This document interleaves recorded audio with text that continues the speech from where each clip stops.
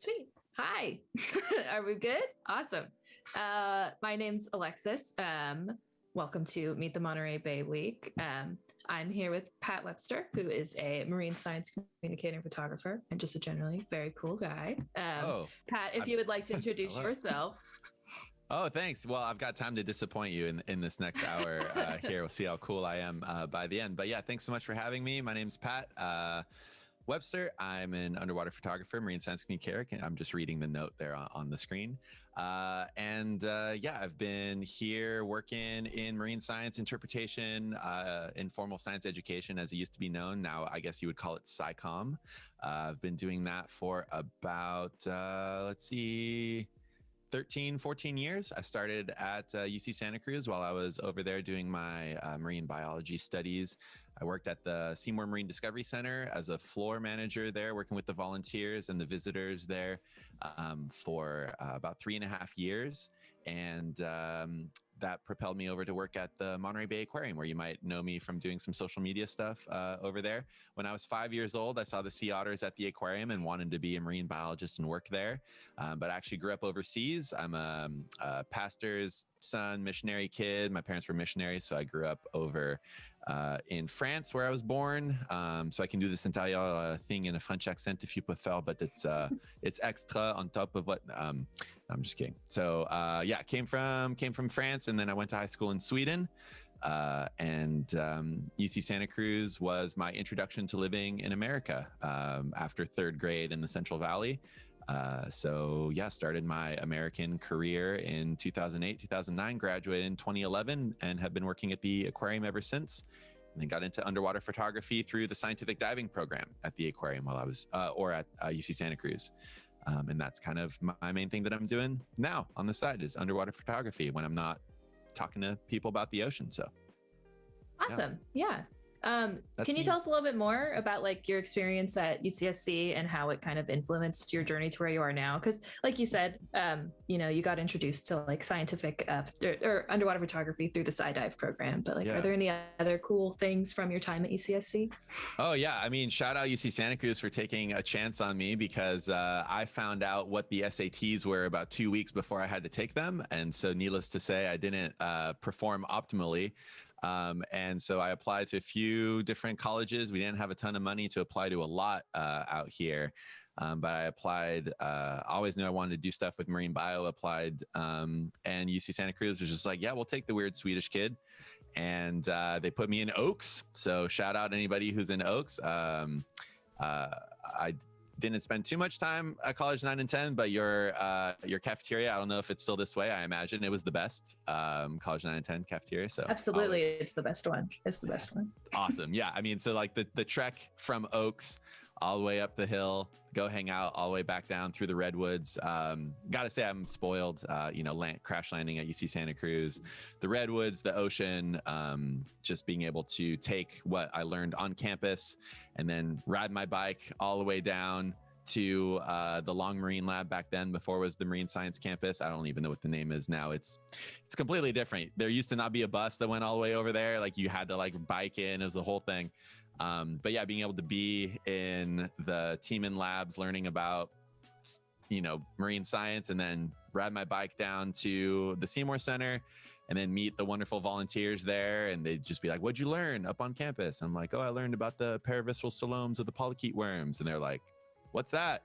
And I go, I guess the fluid-filled sac around the gut that is in these little bristle worms acts as their skeleton. And they're like, okay, cool. And so that kind of started my marine interpretation career just through osmosis of learning on campus and then having an outlet directly at the Seymour Center of having to translate what seems super complicated, but is really just very specific, very, accessible things to a general audience. So that was definitely the best part of UC Santa Cruz for me, was being able to be in the ocean, surfing, freediving, but then at a marine science campus, being able to actually do a career in marine science while I'm learning it.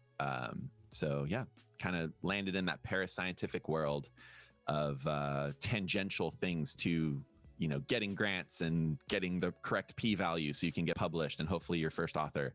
That kind of world, I kind of left it. I realized when I was in labs that I would much rather crack jokes than stare at the spreadsheet. So turns out there's a career for that. And that's what I do today. Yeah. That's awesome. That's super cool. I love all that. Yeah, they call it like the Coastal Science Campus now, but it's still Coastal Science Campus. Yeah, the best part of UCSC. The real people know it's the Long Marine Lab, named after the guy, the family name of Long's Drugs back in the day too. So, I didn't know that. There you go, little tidbit. I remember riding my bike out there when it was all pothole road. People will remember that it did a number on your suspension. Biking. I remember biking out there in driving rain to get to the docent training class for the Seymour Center. And that was probably my favorite. That was probably the best thing I could have done, doing the docent training class at the Seymour Center, because we got to have lectures from all of the marine science faculty. And I'm like, basically, I don't think I was a sophomore yet. I think I was a freshman.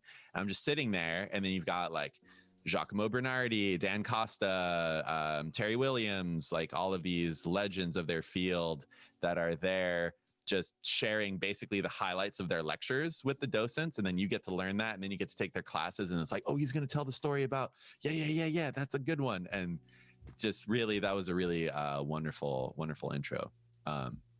Definitely I would, if any of you out there are interested in marine science and stuff, if you're not heading out to that Coastal Science Campus and bothering people, putting in like, hey, I'll work for free, like let me like take your class.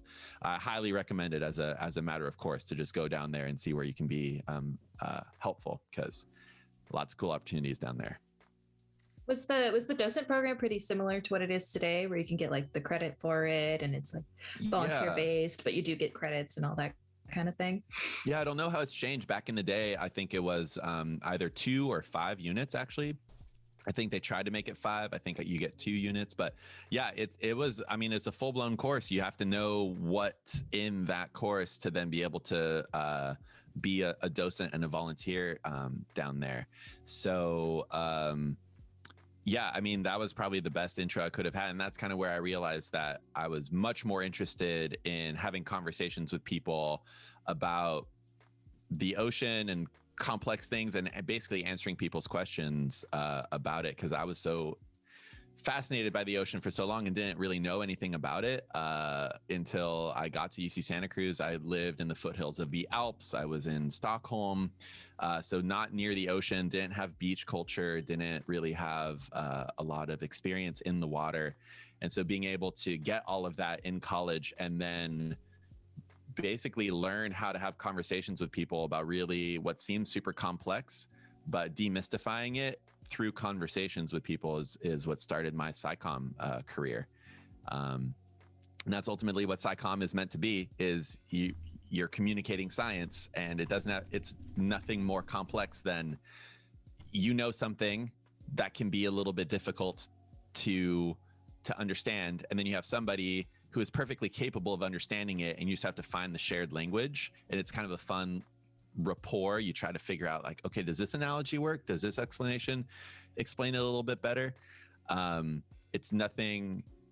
One of the big things that I learned from just being on campus and then coming down to the Seymour Center, where you have volunteers that are there that are, they're teachers of the last 40 years, physics professors, like they're retired full career people. They're not people who don't know anything. They're people that want to learn your thing. And so having the conversations with them where you understand that like, you're not better, more intelligent for knowing more about marine science. You're a resource for people who want to know more about marine science. And just as a plumber, an electrician, or a restaurateur has incredibly complex understanding of how it is that everything works and the knowledge that they have to be good at it, they can, if you know it well enough, and if you test yourself in your knowledge well enough, you're able to explain things very simply to passionate people who want to learn more about it. And so that's really, to me, the distillation of the SciComm that I learned at the Seymour Center, is that everything is interesting and everything is super cool, but nomenclature, the lexical specificity that you're trained to have on campus doesn't apply in the real world. Those incantations of magical thesis subject, words, that's just so that you can talk to other people who know a lot about the topic, and you can say a lot very quickly and succinctly to experts so that you can move on to the next thing. But none of that is actually incredibly complex. It just takes a lot longer to explain it. And as we can see already, I talk too much a lot, just like going forward. That's not necessarily the work of, modern science. I think it's more similar to what used to be back in the day, where you were learning stuff and then you were writing books and giving lectures and like this much more, when before things were super specific, you had to communicate them more broadly, I guess. And that's still kind of the point, is to try to communicate those specific things to a broad audience. And anyway, that's it. I think especially with marine sciences, being able to communicate pretty broadly, because it's very like important right now with everything, with like ocean change and all of that stuff. Being able to communicate the importance is really like important. So that's really cool. Yeah. And when you're on, when you're on a water planet, everybody has some kind of a relationship to the ocean, and it's either the super pretty blue thing that they love to see in the photos, but if anybody on the planet has seen a photo of the Earth from space, they see the blue part. And so you have this relationship with the ocean. And I think that's the fun thing too, is to try to figure out what people's relationship is to the ocean and to share what yours has been. Those are the fun conversations, as opposed to trying to teach people this is what's going on in the ocean and this is why you need to care. It's like, well, they care, but they also have like kids that they're dropping off at school, and then like, maybe some, bad medical news or something happening. So like, you have to figure out how to bridge that connection in a conversation. And that's what ultimately SciComm and my job in social media ends up being. Would you say that that's your favorite part of like working with science communication, or do you have a different favorite part about the sci communication field? Oh yeah. I mean, my favorite part about science communication is seeing people get this super cool thing about the world that they hadn't thought about yet. And just that moment of realization. And then you can just like, I'm sorry, I'm 32 about to say this word, but like, it's a vibe. It's when you start, you start just like, the way that as a pastor's kid, I would call it, like when we're doing shows at the aquarium, like the collective effervescence of like, you bring people into this world and then you're all in that same space, that feeling you get, when you're around your friends or at a concert in the olden days, when you're just, everybody's together and vibing on the same wavelength about something. That's my favorite thing. So like a lot of what I do with SciComm involves a lot of comedy, a lot of jokes. And the reason for the jokes is not only because I think when you look at, the theater masks of laughter and tragedy and comedy, I'm much more in the comedy side, but comedy informs tragedy and the other way around. Like they are basically the same thing. So making light of things that are very, very dark, I think is a way to help remove some of the wariness that people have approaching the subject. Popular documentaries will do a really good job of making sure people think that a topic is unassailable, already too broken, and there's nothing we can do. And I think that you give then the issues that we face too much power if you don't make fun of them. So that's the philosophical aspect. But then the reason for doing a lot of jokes and punchlines and stuff in different shows that I do is that for people to get the punchline, they have to understand the premise. And if the premise is a scientific fact or explanation or something, by the time you get to the punchline, if there's a laugh, then it means that they understood the pathway there. And so that they're with you in the understanding. And so that's kind of, I like that aspect of, if you can make somebody laugh at a scientific topic, it means that they've understood at least the gist of the topic enough. And that's a really good check-in with your audience to keep moving forward with what you're talking about. Yeah. Have you found that that's like the most impactful form of scientific communication that you've been able to work with, or do you have other forms? I think It's ultimately science communication, and just, the whole of it is an ecosystem. And I think every person has its own, they have their own role. Each type of science communication has its own impact.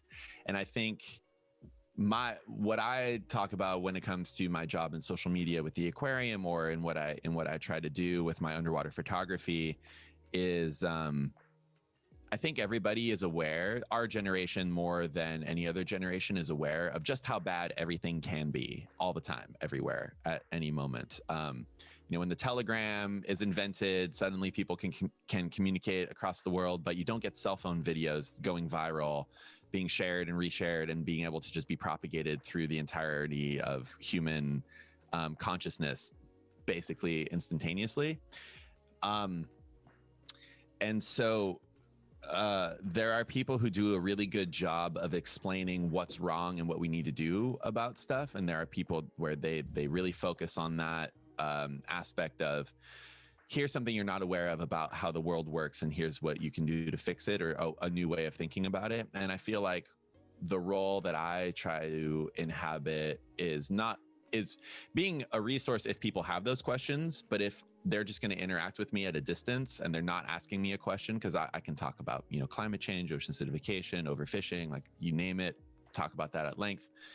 But without anybody prompting me, I think what they want is something pretty, something beautiful, something interesting, something funny, something that's thought-provoking, and then maybe that'll generate questions. And if it doesn't generate questions in my interaction, what I've done is I've primed their pump so that when there's an interaction from somebody else who says, oh, and by the way, this thing that you care about from this other interaction is having a hard time.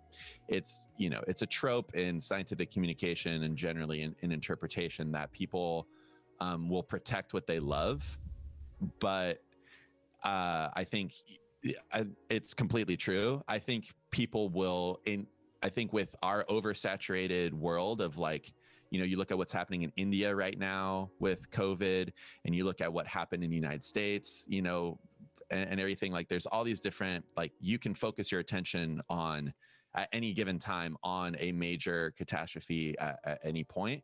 And I think having accounts or other sources of things that help you have a relationship with the issue, I think it gives people more emotional bandwidth because they're in a relationship with that topic, to be able to tackle that topic or do something there. Because if they're not in a relationship with it, it can seem like that's just one more thing that I can't do anything. I can't figure it out. I'm going to go focus on my own thing, which I think is a natural reaction that a lot of people are having after, a quarantine year where we are all checking in on everything. And so I think when you have a relationship with the topic, you're able to engage with it more frequently than if it's something that just drops into your life. Like a random stranger on the street, just human nature. I feel like a random stranger on the street asks you for help versus your family or your significant other asks you for something. There's just a difference there as far as what it does or doesn't take out of you. I don't know if that makes a ton of sense, but I think the people protect what they love, and I think people engage with what they're in a relationship with. And so I'm here to help hopefully build a relationship with something to do with the ocean that they'll then, if they see something about plastic on this beach over here or stuff happening over, across the ocean, they'll be like, oh, I feel like this is part of my relationship to it, instead of it being like, oh, one more thing, everything's terrible, and I disengage. Yeah. Yeah. I think you are pretty successful in the engagement. I want to kind of get into the underwater photography aspect of what you do.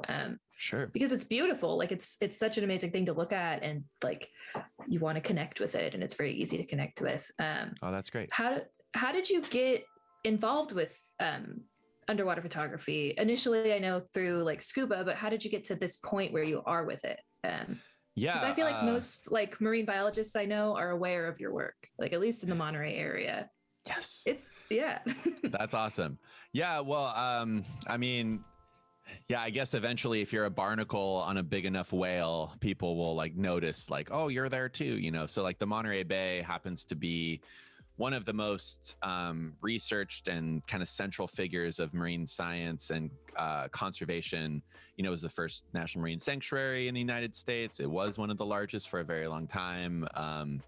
So, you know, I think I'm fortunate to have just stuck around in place. I must say that the economics of being a marine biologist and living in Monterey Bay have become only more difficult over the years. We can talk at length about, you know, what has gone on in this quarantine, and, you know, $1 trillion was lost and $1 trillion was gained. And what does that mean? Well, it means every house in this area, that my house included, just sold for millions of dollars to somebody else who bought it cash, you know? So like there's an economic reality that I think, you know, the Steinbecks and the Ricketts and the Julia Platts and other people in the area, you have an understanding ultimately that if you're pro ocean, you're probably standing in the way of a lot of money. But I'm sorry, I got off on a tangent. What was your... I liked I liked the tangent.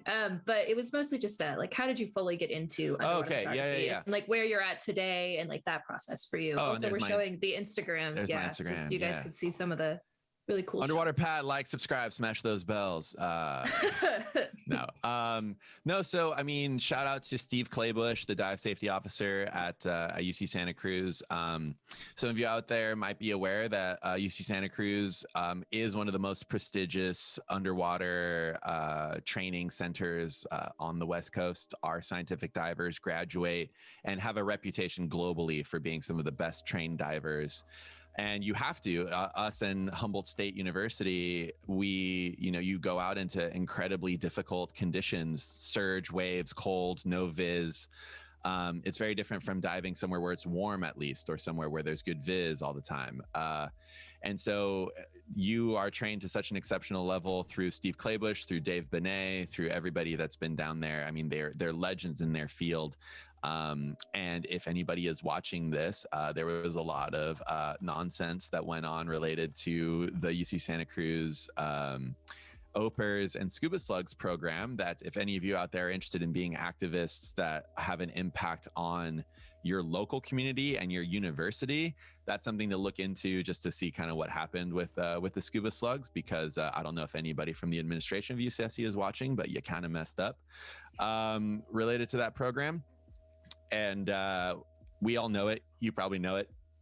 Sorry to get spicy on that, Alexis, but anyway, the Scuba Slugs program was one of the premier pipelines for marine science people of all backgrounds. You know, it's paid for by student tuition, so anybody could go and take one of the scuba courses to then get trained to a level where then you can just flow directly from Cecil Shin's class. You can go directly down to the Long Marine Lab and get trained by Steve, and then suddenly you're one of the best divers out there. And I wasn't aware of that until, you know, I've been in the underwater photography world for a long time now, and just the reputation that UC Santa Cruz has for science and for good trained divers is good, and currently something that has taken a little bit of a hit. So if you have any questions about that, let me know, anybody out there. But yeah, so UC Santa Cruz's dive program, the scientific diving program, thankfully still intact, but one of the premier dive orgs out there. And Steve had some cameras. And after I graduated from the scientific diving program, I did my dive master through Cecil. And I did that specifically so I could help TA the scientific diving class. Because selfishly, the scientific diving class historically has been able to go down to Big Creek in Big Sur, and you do a week of camping and diving in Big Sur. So cool. Which is incredible. And so I just finagled my way into, I'm TAing, and then I'm down, camping and diving in Big Sur. But then this time the students are the ones preparing the meals, and I get to just hang out with Steve and Dave and have a good time. Obviously training everybody, but just a beautiful opportunity there. So during that time, Steve was like, hey, do you want to try out these cameras? And I just kind of picked it up and had a natural affinity to trying to create images underwater of the stuff that I was learning on campus. I feel like I'm not a good land photographer at all. Underwater Pat is almost strictly underwater Pat. Above water Pat rarely shows his face because he's too embarrassed by land-based photography. I would just nerd out on all of the things underwater. And because I knew what I was looking at for my training at UC Santa Cruz, once I have a camera, now I want to take that photo, and kind of snowballs from there. My family's pretty artistic. My dad, is a musician and an illustrator, and then my sisters are both fine artists, and I kind of went into digital stuff because I grew up in Sweden at the height of the Pirate Bay. I was mentioning this previous, and so back when the download laws were still being figured out, pirated Adobe's software. I've paid you back tenfold, Adobe, and I'm giving you a plug right now. So I did pay you eventually, but back in high school, started playing around on Photoshop and Premiere and everything. And I ended up figuring out that I had some knack for making videos and editing photos and just doing that on forums. And then it got into diving, then got into photography, and then knew my way around computers and digital editing, Lightroom and all that stuff. And kind of snowballed from there. It's the one thing that I started in college that I kind of kept doing was the diving, and the photography. Just after a while, I have 42,000 photos over here, and 43,000 photos in my Lightroom, and on my Instagram I've posted almost 1,000 decent ones. So 40 to 1 on the ratio there. So I'm glad I mean, I guess it would have been fine to be a film diver, but not knowing if you nailed the photo until after the fact and coming out and doing everything in a dark room. Digital photography is really a revolution, and I'm glad to have snuck in when I can just computers, okay, underwater Pat. Definitely. There's a question about some of the intro costs to getting into scuba. Because it is sometimes it can be a little bit pricey, but do you have any, especially at UCSC, can you speak on that at all? Yeah,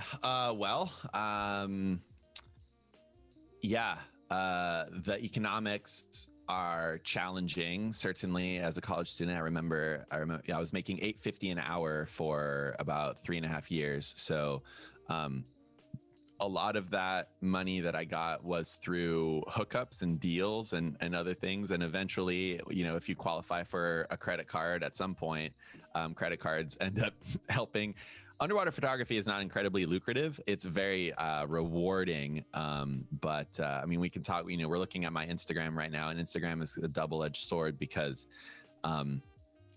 you can have a lot of followers, but because there are so many photos on the internet, most people are just kind of taking other people's photos and just giving them digital credit. And after a while, that's not great. So the economics of scuba diving, though, are a little bit simpler. And I like this nudibranch here, little Hermesenda opalescent nudibranch. The economics of diving get way better once you have your stuff. So it's definitely an upfront investment. The thing about scuba diving is that it is training. Think of it like skydiving, where you don't want to mess up. And so it's not like skiing or snowboarding where you can hit the bunny slopes and probably figure it out. A friend can teach you or something, how to do some of the basic stuff. With scuba diving, you're fundamentally underwater in a medium you can't breathe, and there's a lot of things that you can do that can really mess you up related to compressed gases, pressure changes, things in your sinuses, your lungs, etc. So it's definitely an extreme sport. It's a very accessible extreme sport, but it does require a lot of training. And so investing in that's part of the reason why the UC Santa Cruz OPERS dive program was so important, was that it was the only affordable way for many of us of my generation at UC Santa Cruz to get trained very well, because the dive shops are expensive and not as convenient as being on campus and stuff. So when it comes to the gear, you can find a lot of gear at the used gear sales for the different dive shops. So that's what I did. I would recommend, staking it out. You don't need a lot of the fancy stuff, like computers with integrated air or anything like that. And if you view your dive gear sort of like a new computer, where if you get the good stuff now and then you just take care of it, it can last a very long time. So I'm still diving the same regulator set that I've had for over a decade. I'm still diving the same BC that I've had for over a decade. Things have changed here and there, and basically my dive gear now is the most, there's the Safe Scuba Slugs post there. So if you want to read more about it, a lot of the sad decisions have already been made, but anyway, you can read about it there. You can also reach out to Cecil. She's still an alum, and talk to her about it. But anyway, I'm still using the same stuff from a gear standpoint, and as my fancy stuff has broken, I've just settled on the simple stuff. Just a gauge, second hose for my Air 2 regulator, and I'm good to go. Get that serviced every year, and it's pretty much golden. So it is expensive, but if you think about it in terms of an investment into your perspective on the planet, because 99% of the living space on the planet is underwater, and only 1% of where stuff can live is where we spend most of our time. And if underwater exploration is something that you're interested in doing, and if you're physically able to do it, and now at UC Santa Cruz, you're geographically able to do it as well, I don't regret the money that I've spent on diving. I regret a lot of the money that I've spent in bars. But sometimes the economic stress of one leads to the other. But yeah, I would definitely say that if it's something that interests you, there's cheap ways of doing Discover Scuba and ways of seeing if it is something that you enjoy doing. And if you do enjoy doing it, it's something where it's sort of like if you learn how to rock climb, you can then go to Yosemite, and now there's like 1,000 more things to do instead of the regular trails. Similarly with diving, if you learn how to dive, now anywhere you go in the world that has ocean or lake or anything near it, that's an activity. And when you meet people that dive, there's always a shared connection of perspective. There's differences of opinion, certainly politics, etc., and what to do with environmental conditions. But when you talk to a diver, you're talking to somebody who's seen stuff underwater that very few people get to see. And our generation is, we're like the third or fourth generation of human who's been able to dive untethered like we can. It's really just since the 50s. That's not a very long time. And so nothing has been fully explored. We're always discovering brand new things. I feel like every year I take a photo of something that people are just like, what, where is that from? And and it's just the ocean doing its thing, and just, are you there when it happens? So yeah. Scuba diving is an incredible investment. I only have my basic certification, but it is definitely it's one of my favorite things. Where'd you get certified? So, I was certified. I spent a lot of money on it. My grandma lives in Hawaii, so I got certified in Hawaii. So I got to do very easy, very warm, very fun dives. I really want to dive out here. It's where did you dive in Hawaii? Which island? We off of Maui, and we did the off Lahaina Lahaina. And then did you do the Molokini crater area? I never got to do the crater, but I got to do a dive I wasn't supposed to do as a basic diver. I got to do I did cathedrals. So that was really amazing. Sick. Yeah. I did one dive out there off of that like kind of broken down jetty. And then I did some snorkeling with the turtles over there. Yeah, Hawaii is an awesome place. It is. Yeah, we got a couple of UCSC alums that are out there in Hawaii on Kona. We've got Ian Rosopoulos, who was a couple years behind me, I think, in college, or maybe ahead of me. I forget. He's out there doing the boat tours out there. So, nice. Cool. Well, you can see I got a lot of kelp. I got a lot of kelp on the Instagram. That's the other thing I think too, just about like my career and what's happened. Oh, that's actually the same video that we were playing. There's a guac of mola there. Those little molas.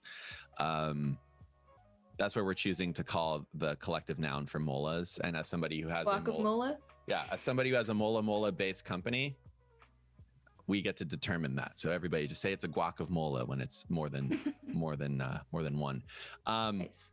But yeah, I think that's the other thing too, just about my photography that seems to have gravitated for people is that the general trajectory of a lot of underwater photographers is you start diving wherever you happen to be, and you start taking photos, and then your next move is to go to everywhere that's cool to take photos and then take your photos there. And to me, that's great, but everybody ends up kind of taking the same photos in the same places, and then people get this idea of this is what the ocean has. It's pygmy seahorses, beautiful nudibranchs from Indonesia, humpback whales in Tonga. Like you just, if you try to be a photo influencer, you end up taking the same photos in your way in another place. Like everybody's going to Socorro Islands, which I really want to go to, but I learned in college, somebody told me something that's really important. Like as important as having a lot of experience in the world is being a local expert or having a home base.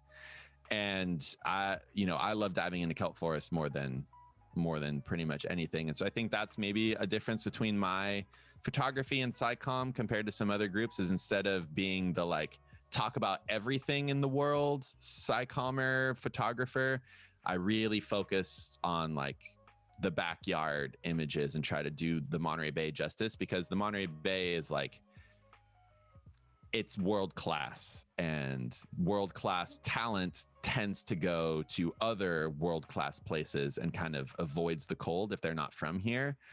And so just there's a group of us that's kind of just like, kelp is the thing. And then I'll go to Cabo Pulmo or something as like a reset, and that's beautiful. But then, you got to get back in the water because the cold has a lot going on.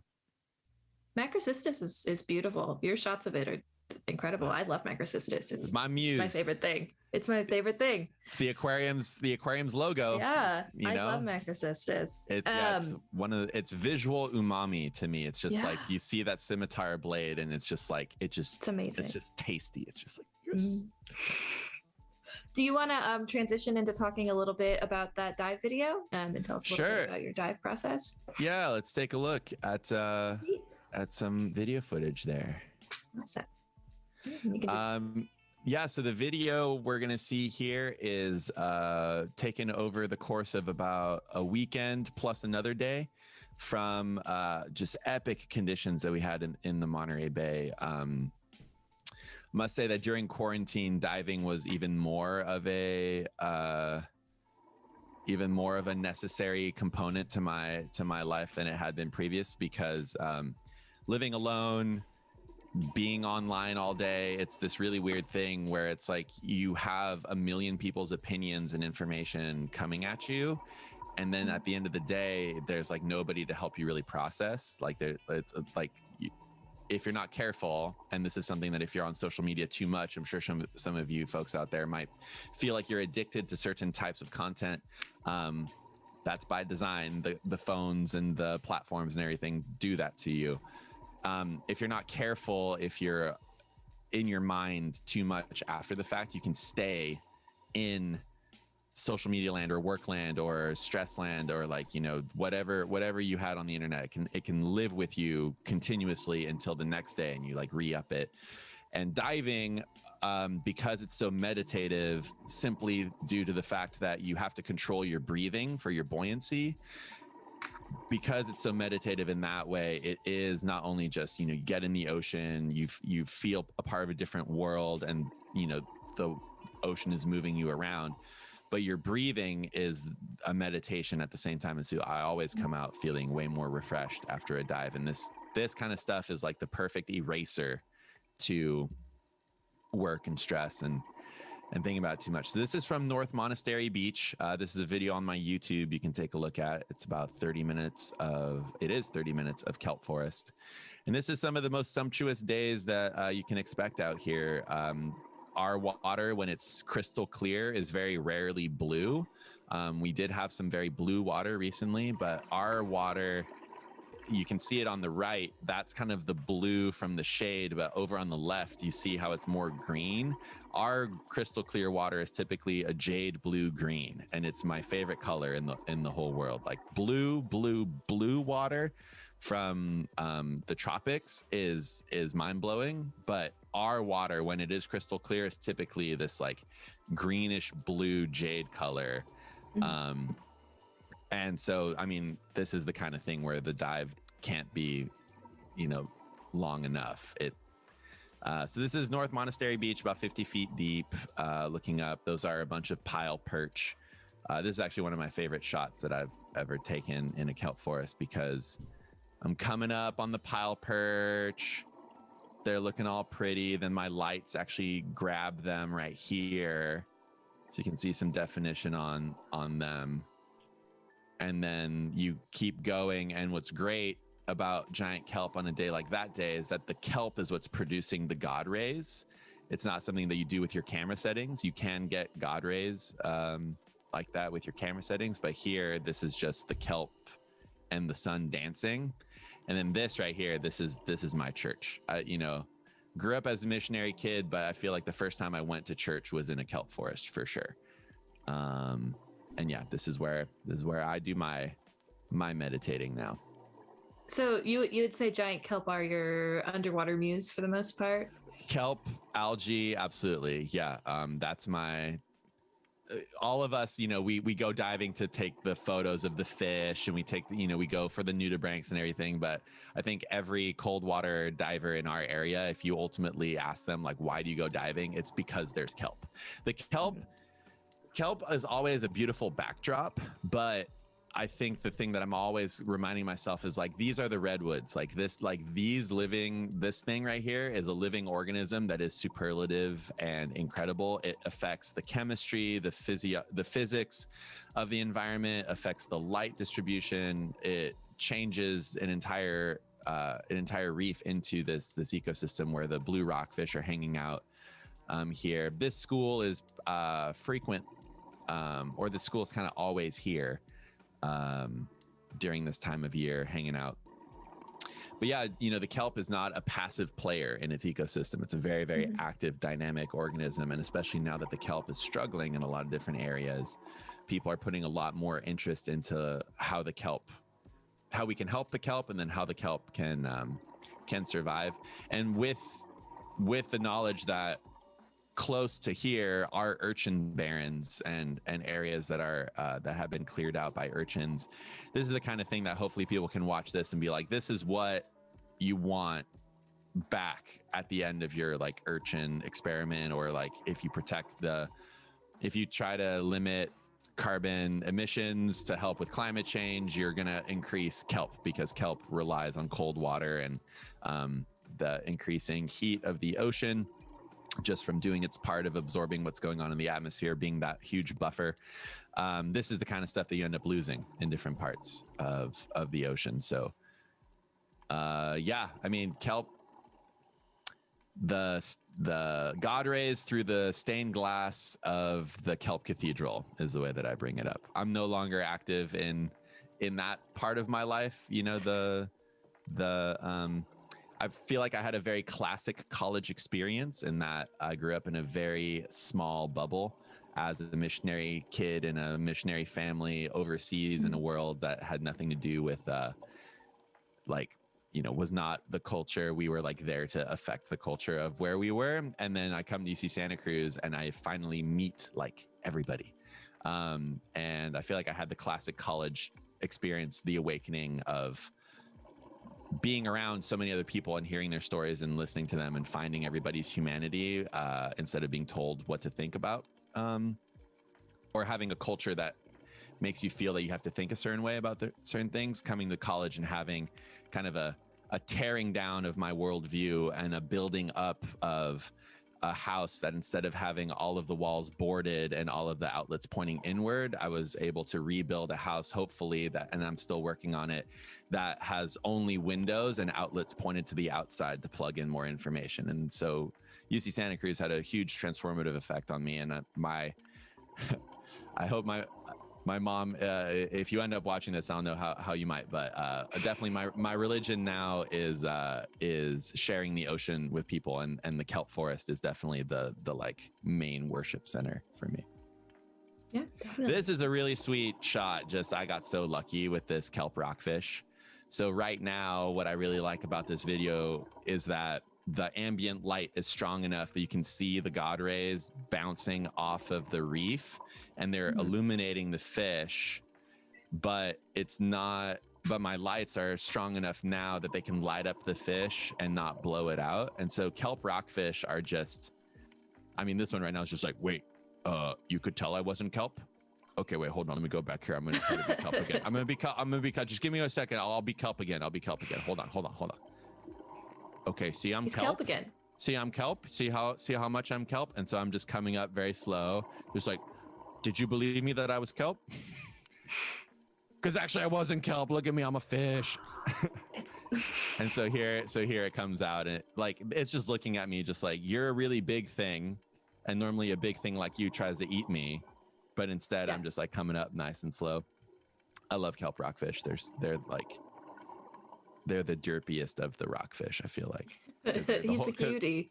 Because the whole time they're just like, I'm camouflaged, right? I'm really good at this. And like, we're just like, I can see you. It's just like, I think he sees me.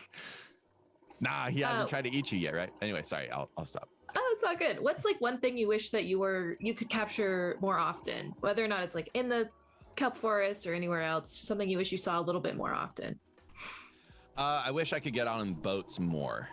To go to, I feel like, shore-based access in Monterey Bay is some of the best in California. But after a while, as a photographer, because you have the big camera, you end up defaulting to the places that are easier to get into and out of, and the same spots where you're likely to find cool photo subjects. And so it does end up it's important to remember that what I'm photographing and then what I'm posting and then what people are seeing is just, it's what was good to photograph that day, not necessarily like the best snapshot. I try to write it out like what the snapshot was like, but like the beautiful photo, you can take beautiful photos in Indonesia, and there are certain places where you're actually diving in a harbor, and so there's like plastic trash and stuff around. Same as if you dive in the harbor out here or at the wharf. Like I can take a beautiful photo of a nudibranch, and then right next to me is like a torn up lawn chair, and then like somebody's cell phone is, just from being on the wharf. So like, it's always important to remember that like a photo is showing a very specific interpretation of what's out there. And so for me, going on boats and getting out to some of the more like distant reefs or harder to access places, I feel like that would help me see more of the bigger picture and be able to show more of the bigger picture. Because once you get offshore, if you can get into the right current of water, that's where all the drifters are, where all the jellies are, and like that's always super fascinating to see the jellies instead of in their huge abundance, instead of being like one or two that kind of fell out of the current and then wound up in a kelp forest. It's always cool to like get, just the other day we had some water where it was all comb jellies, just like 10 species of comb jellies and a billion of them. So cool. And that you rarely see on shore because of the way that the eddies and the kelp and just everything just kind of like mixes everything up. So getting offshore on boats out into the current lines is something that I want to do more of. But when you have this kind of shore diving, like this is 100 yards offshore from Monterey Beach, and you're just surrounded by super lazy blue rockfish in that kind of kelp. I mean, I'll never get sick of that, but I would love to be able to go. I'd love to be able to have the opportunity to go and document more areas now that I know how to take a good photo, hopefully. Love to go document more areas beyond the backyard, just to help put more pieces of the puzzle together. Totally. Do you pretty frequently dive Monterey? Yeah, so I know it has a really bad reputation, but when you live here and it's only 15 minutes away from my house, I can wake up, drive over there, look at it, be like, going back to bed, and go back to bed. I get to pick my days, which is really nice. For those of you unfamiliar, Monastery Beach has the nickname Mortuary Beach, largely because there's a lot of diving accidents and swimmer related things that can happen there, because the beach is incredibly steep. The gravel, the monster berries, as we call them, of the sand is very, very loose. And there's a finger of the Carmel Canyon that comes directly at the beach. And so the swell is pretty much unbroken, just gets funneled directly to the beach. So it's a very powerful beach. And that's what's good about living in this area to go diving, is that I get to go there when it's easy. A lot of people get into trouble because they are hell bent on getting this kind of video footage, and it's not the day for it, and then they chance it or they try it and it's over their training, or it's over what the ocean is going to allow that day. So yeah, I dive there. I probably dive Monastery Beach, the Breakwater, and the Wharf 90% of the time these days.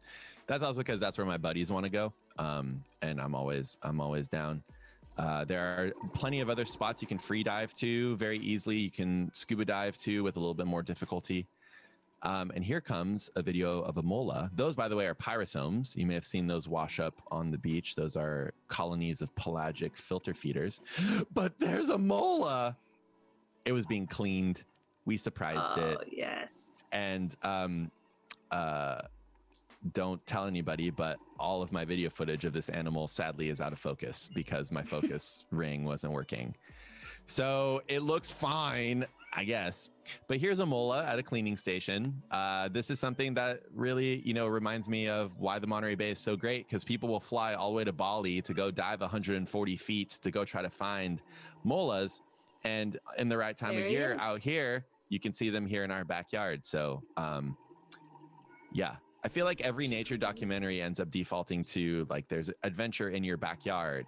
You just have to go find it. And I think when you have a backyard like the Monterey Bay, that's very true, because you can convince yourself you need to leave here to go find cool stuff, but it's actually out here the whole time. Totally. I have like one more question. I think it's from the chat. Okay. Yeah. Sorry. I hope I haven't been ignoring the chat. Hi, chat. Oh no, I've been making sure to ask them. Okay. Worry. Sweet. Thanks. Nice. Do you have any advice for anyone who would really love to see this kind of stuff, but is kind of a little afraid of the ocean and like big water? Yeah. I would say the thing that trained me the most for my comfort in the ocean was learning how to surf.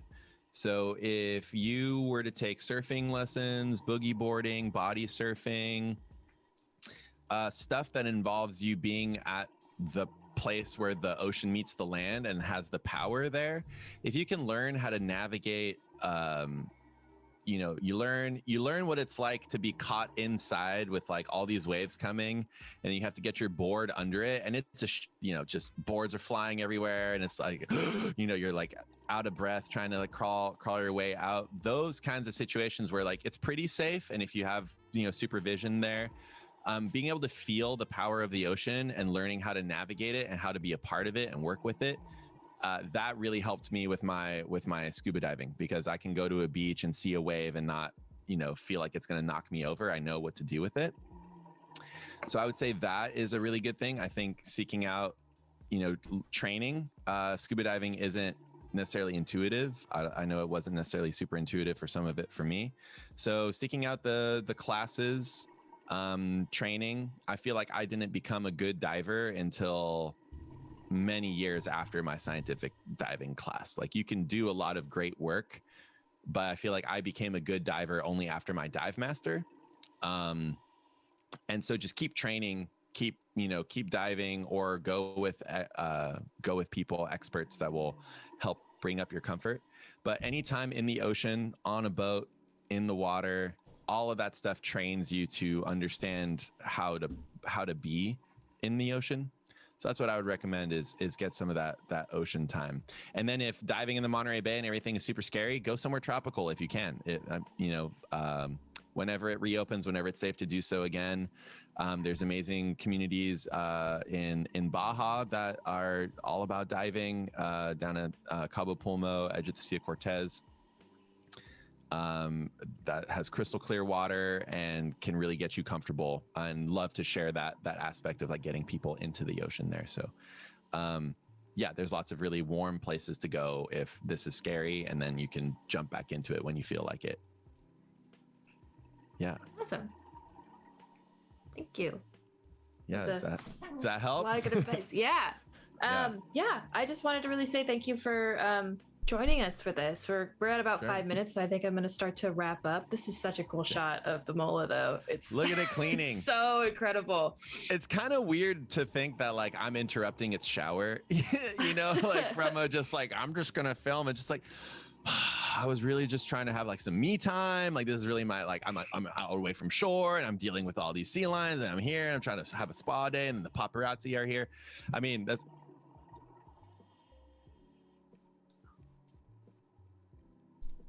Did we lose him? Either my Wi-Fi cut or his Wi-Fi cut a little bit. You still got me. Oh no. Oh well. If he comes back, we will keep talking. But generally, thank you guys for joining. It was really fun. Keep an eye out on the Instagram stories for more cool stuff about the Monterey Bay throughout the week. And then at the end of the week on Saturday from 5 to 7, we're going to do a trivia night with some really cool prizes, including some merch from Pat's own store, which is Dive Mola. We'll have some stickers of some Mola that are very cute. Yeah. Thank you for everyone that was. Oh, are we back? Yo, we're back. You're back. The power went out.